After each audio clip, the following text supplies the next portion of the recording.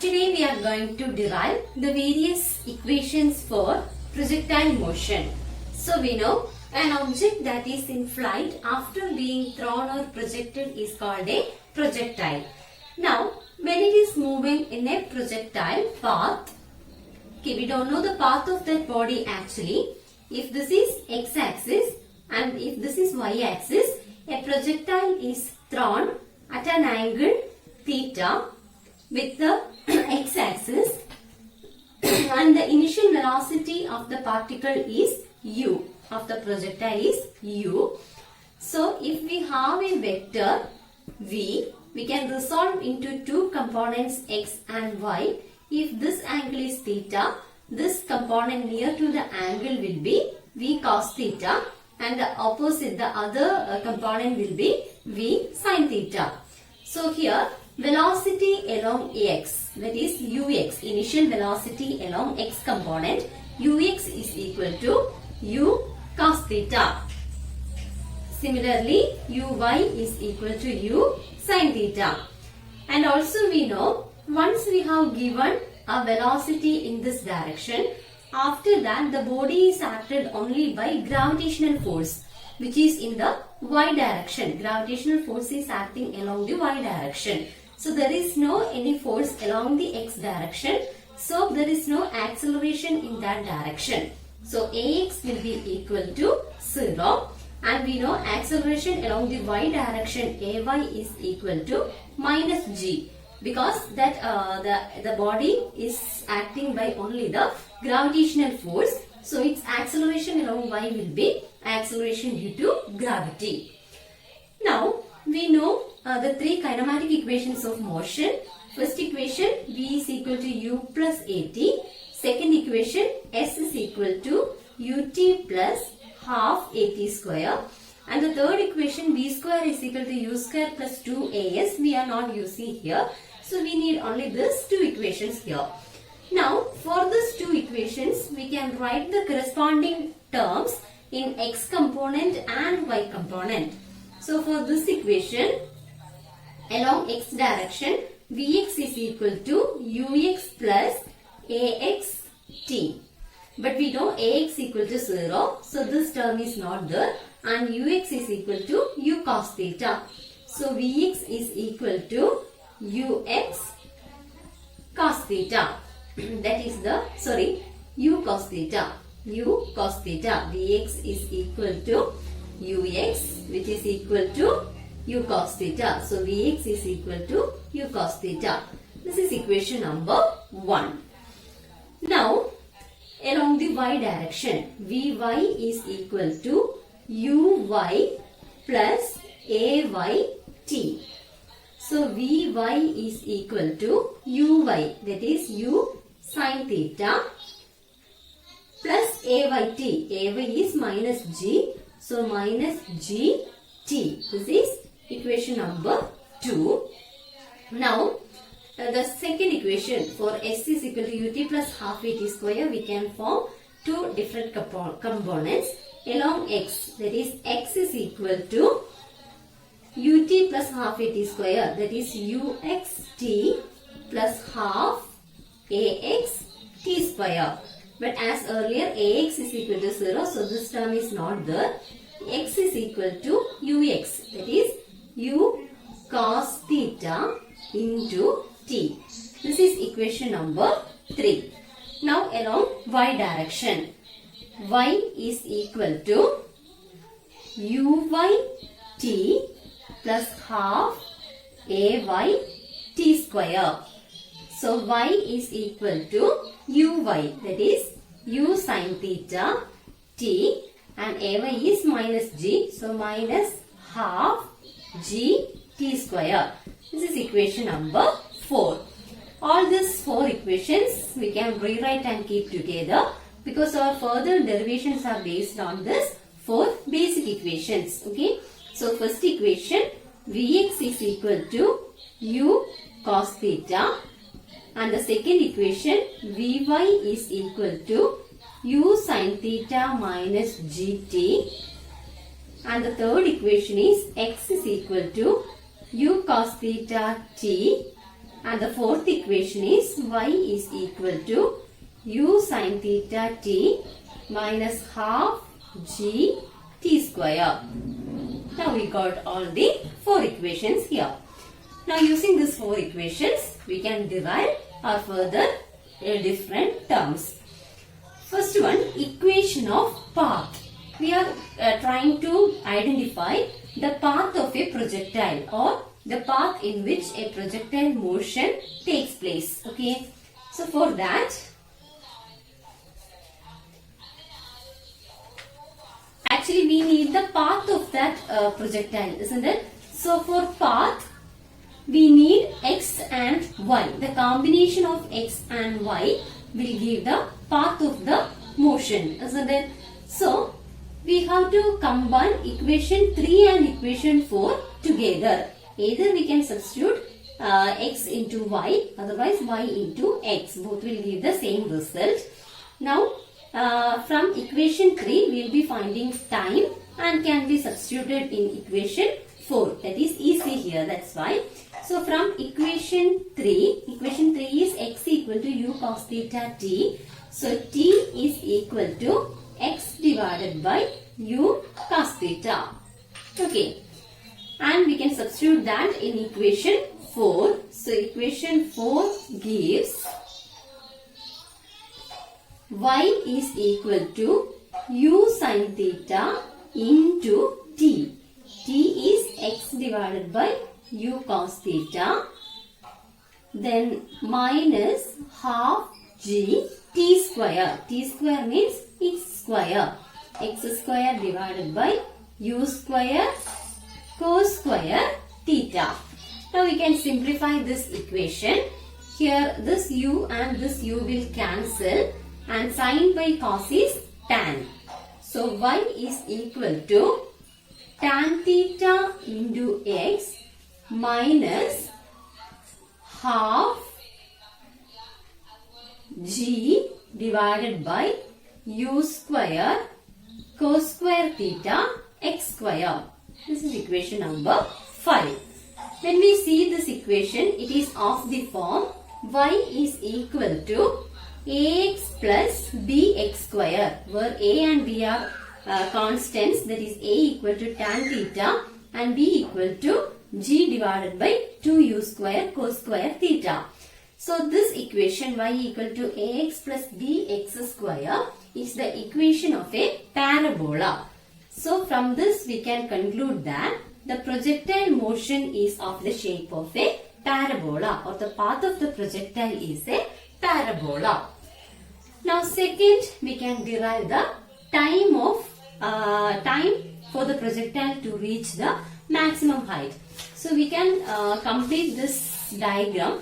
So this is only up to this we know, but now we know the complete path of the body. It is a parabola. So this is the parabolic path. Okay. Now we are going to find the time for the body to take its maximum height. This is the maximum height of the projectile. Okay. So when it reaches into maximum height, that time for it to take the maximum height we are going to find now. So the easy method is that here at this point, at this maximum height, its velocity will be 0. That is, its vertical velocity will be 0 at its maximum height, which means Vy is equal to 0. So from equation 2, okay, from equation 2 is Vy is equal to u sin theta minus gt, isn't it? So Vy is equal to 0 in its maximum height. Vy is equal to 0 in its maximum height. So u sin theta minus gt equal to 0. U sin theta minus gt is equal to 0. Okay.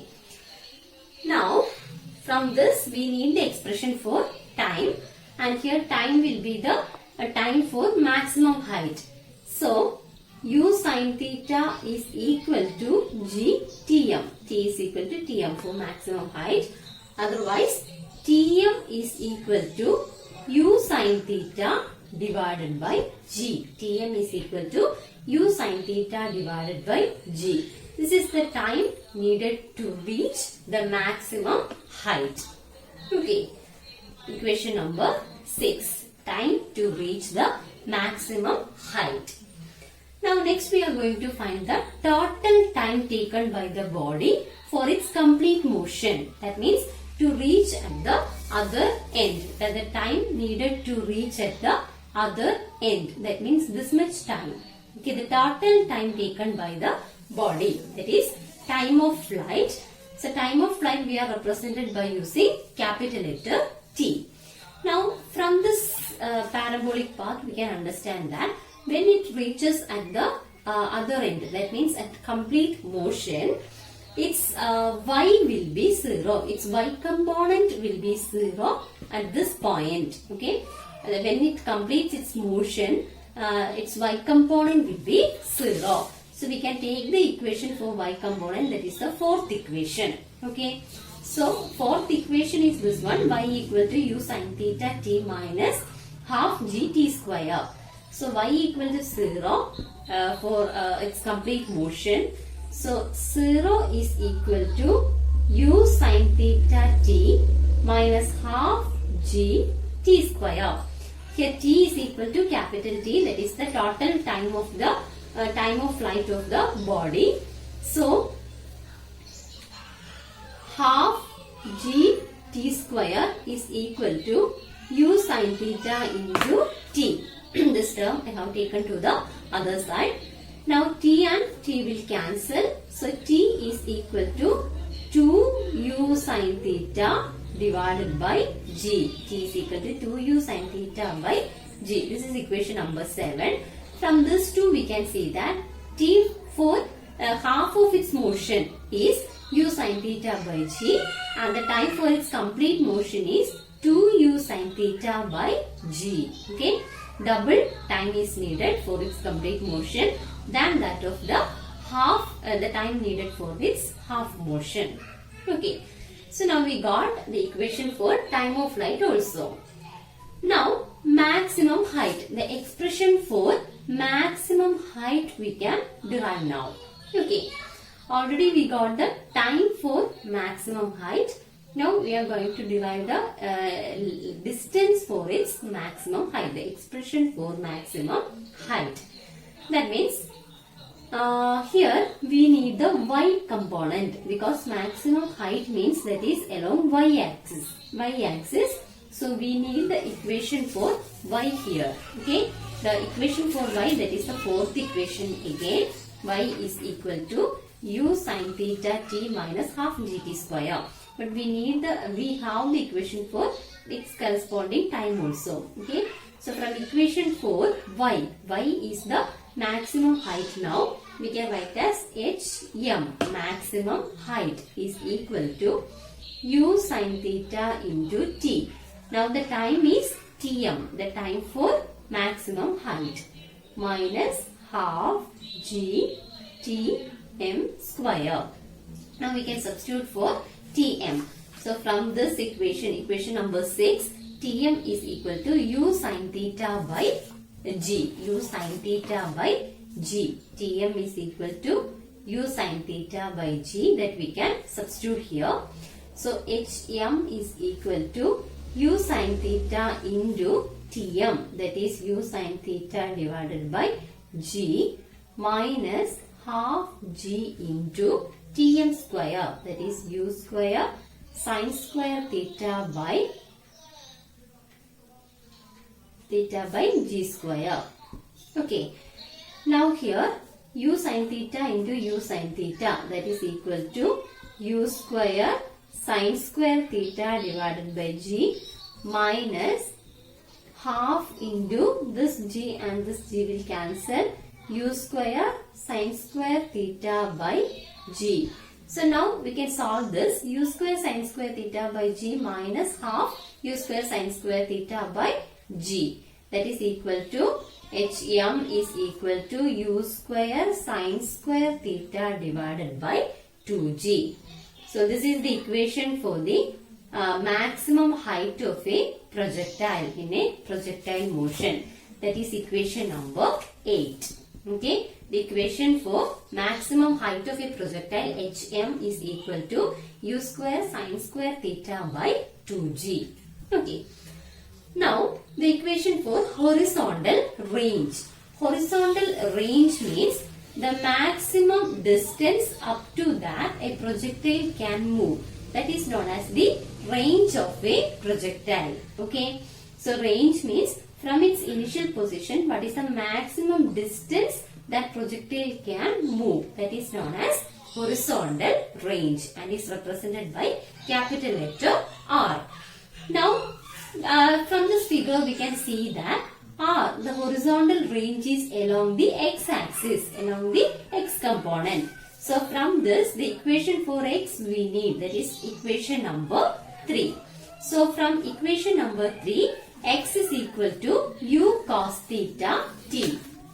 From equation number 3, x is equal to u cos theta into t. And this time means that is the complete time, the time of flight of the projectile. That is time when it reaches on the other side, and x is equal to r at that time. X is equal to r and t is equal to time of flight. That we can substitute here. So r is equal to u cos theta into t. That is the time of flight, and the time of flight is 2u sin theta by g. 2u sin theta by g. So u cos theta into 2u sin theta divided by g. So we can simplify this equation. U into u square, 2u square sin theta cos theta divided by g. We know that sin 2x is equal to 2 sin x cos x. So here it is 2 sin theta cos theta. 2 sin theta cos theta, that's equal to sin 2 theta. So r is equal to u square sin 2 theta divided by g. This is the expression for range of a horizontal range of a projectile motion. This is equation number 9. R is equal to u square sin 2 theta divided by g, the expression for horizontal range. And from this expression we can see that range will be more when u is more and sin 2 theta is 1. G is a constant, that is acceleration due to gravity. So when u increases, initial velocity increases, range increases. Otherwise, sin 2 theta is equal to 1. That is the maximum value of sin or cos is 1. Okay, maximum value of a sin component or a cos is equal to 1. So for maximum range, sin 2 theta must be equal to 1. Otherwise, we know sin 90 is 1. That means 2 theta is equal to 90 degree. Otherwise, theta is equal to 45 degree. So we'll get the maximum range when the angle theta is equal to 45 degree. So when the projectile is projected with an angle 45 with the horizontal, otherwise with the x direction, we'll get the maximum range. Okay, if u is constant. Okay, so in the case of discus throw, javelin throw, etc., we need the maximum range, isn't it? The range is the importance there. So what we have to do, the angle should be approximately 45 degree and have to throw the projectile with maximum initial velocity. With these two consideration, we will get the maximum range. Okay, so the expression for maximum range Rm will be equal to u square by g, because sin 2 theta is 1. When it is projected at an angle 45 degree, the maximum range Rm is equal to u square by g. So these are the various terms related to projectile motion.